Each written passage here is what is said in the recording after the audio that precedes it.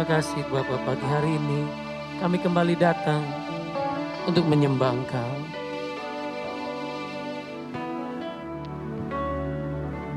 Beri segala berkat yang telah Kau berikan dalam hidup kami. Kasih setiamu yang ku rasakan lebih tinggi dari langit biru. Kebaikanmu yang telah Kau nyatakan lebih dalam dari lautan. Berkat-Mu ya Tuhan, berkat-Mu yang telah ku terima, sempat membuatku terpesona. Apa yang tak pernah kupikirkan, itu yang Kau sediakan bagiku. Siapakah aku ini Tuhan, jadi biji mata-Mu. Dengan apakah ku balas Tuhan selain puji dan sembah.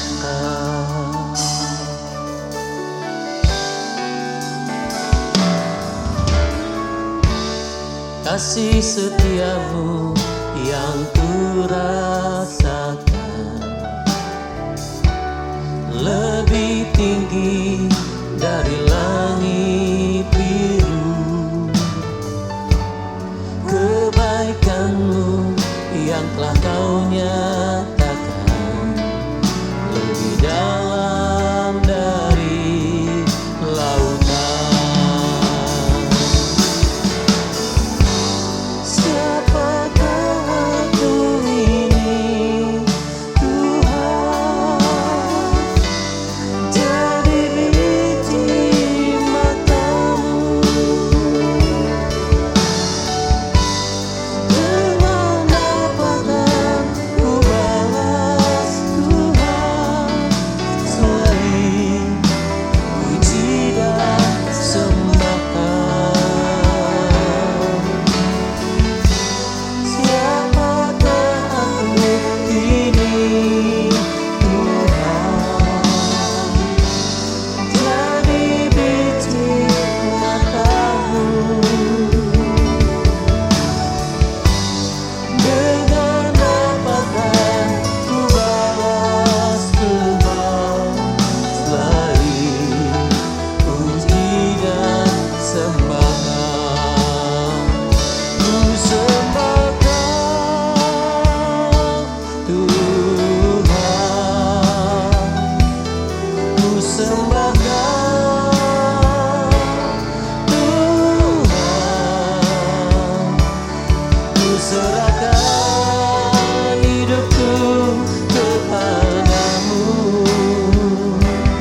untuk kemuliaan nama-Mu. Ku sembah Kau Tuhan, ku sembah Kau Tuhan. Ku serahkan hidupku kepadamu untuk kemuliaan nama-Mu. Ku serahkan hidupku kepadamu untuk kemuliaan nama-Mu. Sekali lagi, ku serahkan hidupku kepadamu untuk kemuliaan nama-Mu.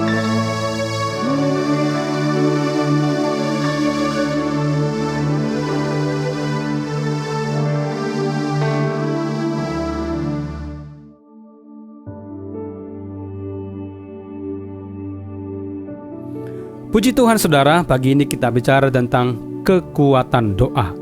Ada satu ayat terpendek dalam perjanjian baru dan ini sudah kita hafal saudara. Itu tertulis dalam 1 Tesalonika 5 ayat 17. Dikatakan di sana, tetaplah berdoa. Pagi ini kita bicara tentang kekuatan doa. Saya percaya tiap hari kita berdoa. 3 kali sehari mungkin sudah berdoa. Makan pagi, makan siang, makan malam. Dan bisa 5 kali. Doa mau tidur dan doa setelah bangun. Kita bisa berdoa berkali-kali saudara. Tetapi mari kita sadari kekuatan doa itu seperti apa.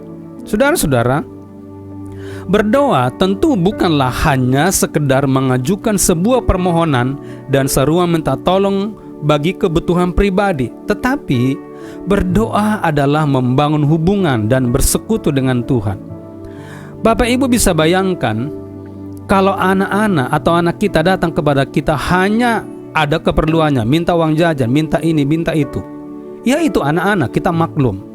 Tetapi bagaimana misalnya kalau seorang istri datang kepada suami hanya untuk minta uang belanja di dapur, tiap hari begitu, tiap minggu begitu. Bagaimana respon suami? Tentu membosankan. Tetapi kalau kita sudah dewasa, maka kita tidak lagi sibuk hanya untuk meminta kebutuhan-kebutuhan kita. Itu penting, tetapi harus ada kemajuan, harus ada peningkatan. Nah, demikian juga dalam halnya suami istri. Kalau istri datang kepada suami, ya bukan, suami juga tahu bahwa kebutuhan dapur itu penting. Tetapi ketika istri sudah seorang yang dewasa, maka dia datang kepada suaminya membangun hubungan, bercengkerama, cerita, bicarakan itu. Ada banyak hal mau dibicarakan. Jadi tidak selalu hanya minta uang belanja. Tapi sadarkah kita saudara, seringkali kita datang kepada Tuhan hanya tanda kutip minta uang belanja, kebutuhan ini, kebutuhan itu. Padahal sebenarnya kan doa itu bukan monolog tapi dialog. Melalui doa kita berbicara kepada Tuhan. Dan ada waktunya kita berdiam, Tuhan berbicara bagi kita. Nah itu sebabnya saudara, kekuatan doa itu akan terlihat dan akan terbukti ketika kita berdoa membangun hubungan dan bersekutu dengan Tuhan. Nah kalau kita datang kepada Tuhan hanya berdoa minta permohonan supaya kita diberkati, apakah Tuhan itu pemuas nafsu kedagingan kita, kebutuhan-kebutuhan jasmani? Tidak. Ada banyak hal saudaraku Tuhan mau nyatakan bagi kita, Tuhan mau singkapkan. Untuk apa yang mau kita lakukan, apa yang Dia kehendaki dalam pekerjaan, keluarga dan lain sebagainya. Itu sebabnya doa itu adalah membangun hubungan dan bersekutu dengan Dia. Saudara-saudara, sebab itu berdoalah bukan hanya mengajukan permohonan bagi keperluan pribadi, tetapi apa? Miliki kerinduan dan gairah jiwa yang besar untuk merasakan hatinya. Apa kehendaknya bagimu, sebab Dia mau bicara. Nah, terlebih di tengah pandemi corona ini, saudaraku, keadaan bangsa kita sekarang ini, Tuhan mau bicara. Dia rindu kita mendoakan sesuatu, tapi maukah kita merasakan hatinya? Apakah kita punya kerinduan gairah jiwa untuk apa yang Tuhan melakukan? Lihat keluarga kita, lihat tetangga kita. Tuhan mau bicara, Tuhan mau ingin agar kita berdoa buat mereka, berbuat sesuatu. Tapi punya gak gairah jiwa? Nah itu sebabnya ketika kita berdoa membangun hubungan bersekutu dengan Tuhan, maka akan ada satu gairah dalam hati kita untuk merasakan hatinya. Dia mau bilang apa? Perasaannya apa? Kehendaknya apa? Saudaraku, hidupmu pasti berubah bila doa adalah membangun hubungan dan bersekutu dengan Dia. Sehingga gairah jiwa melayani dan mengasihi sesama pasti makin berkobar. Nah pertanyaannya, mengapa karakter kita tidak berubah? Ya watak kita, pola pikir tidak berubah karena kita berdoa hanya minta kebutuhan kita. Tidak ada hubungan, tidak membangun persekutuan dengan Dia. Nah itu sebabnya saudara, mari kita tingkatkan kedewasaan kita, mari kita tingkatkan pola pikir kita, berubah kita. Cara berdoa kita itu harus meningkat, maju, berkembang saudara. Tidak lagi hanya seperti di masa-masa lalu. Nah saudara-saudara dalam Tuhan, kekuatan doa orang benar seperti ini. Persekutuan yang erat dengan Tuhan akan membuat hati seseorang akan tahan dan menang dalam setiap ujian iman. Wow. Saudaraku, tiap hari kita mengalami ujian. Kita sadar atau tidak, ada ujian-ujian, entah kecil bentuknya atau besar. Tetapi ketika doa itu menjadi satu persekutuan, membangun hubungan dengan Dia yang erat dengan Tuhan, maka kita akan tahan dan menang dalam setiap ujian iman. Karena ketika kita berdoa membangun hubungan persekutu dengan Dia, kita mendapat satu kekuatan yang besar. Nah, yang kedua, persekutuan yang erat dengan Tuhan akan membangkitkan gairah jiwa mengasihi Tuhan dengan segenap hati dan jiwa. Sehingga saudara, gairah kita itu, kerohanian kita itu, saudara, tidak akan pernah mundur, tidak akan pernah merosot di tengah keadaan apapun. Karena apa? Kita sudah bangun satu persekutuan yang kuat. Tahukah kita bahwa Paulus juga pernah berkata, walaupun tubuh jasmani kami ini makin merosot, tetapi ya, hati kami tidak tawar, justru semakin bergairah. Saudara, keadaan sekarang banyak masalah. Siapa orang tidak punya masalah? Pertanyaannya, apakah iman kita, gairah kita itu, saudara, kasih kita kepada Tuhan menaik atau merosot? Itu semua tergantung dari bagaimana kita membangun persekutuan dengan Tuhan. Apa kasih kita kepada Tuhan merosot, kasih kita kepada sesama merosot, atau naik tajam, atau jalan di tempat? Semua tergantung dari mana persekutuan kita dengan Tuhan. Sehingga persekutuan kita dengan Tuhan membangkitkan satu gairah jiwa mengasihi Tuhan dengan segenap hati dan dengan segenap jiwa. Selanjutnya saudara, kekuatan doa orang benar. Persekutuan yang erat dengan Tuhan akan membangkitkan gairah jiwa untuk mengasihi orang berdosa dan berdoa supaya mereka bertobat. Wow.